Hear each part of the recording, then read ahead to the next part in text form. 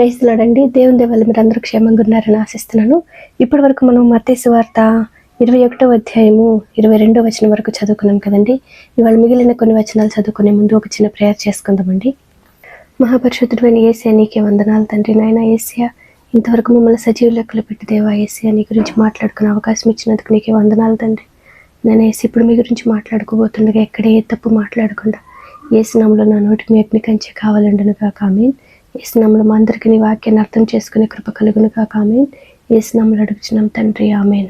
కానీ కొంతమందికి మనం మాట్లాడే మాటల్ని బట్టి కాదు, కానీ ఒకవేళ మన మాటలకి ప్రజలు మొగ్గు చూపితే వెంటనే ప్రాబ్లం వ్యక్తం చేస్తారు కదండి. వెంటనే ఆ వ్యక్తులు మన పేరుని కానీ లేకపోతే మనల్ని కానీ నాశనం చేయాలని చూస్తారు కదండి.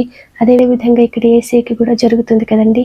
అక్కడున్న శాస్త్రులు, పరిసయ్యులు, ప్రధాన యాజకులు యేసయ్యని ఏ విధం చేతనైనా తప్పు పట్టాలని చూస్తున్నారు కదండి.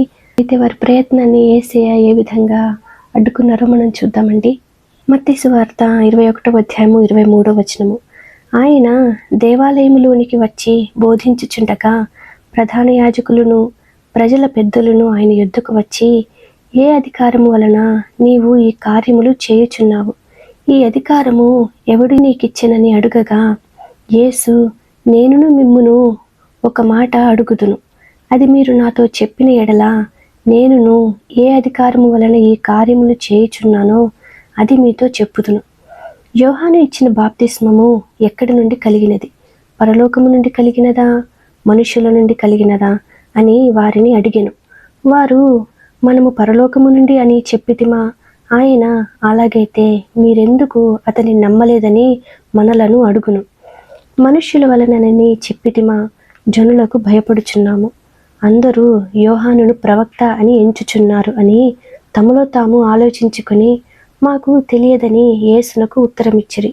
అందుకాయన, ఏ అధికారము వలన ఈ కార్యములు నేను చేయుచున్నానో అది మీతో చెప్పను కదండి. ఈ విధంగా యేసేలాగా సమయోచిత జ్ఞానంతో సమాధానం చెప్పే కృప యేసు నామములో మనందరికీ కలుగును గాక. ఆమేన్.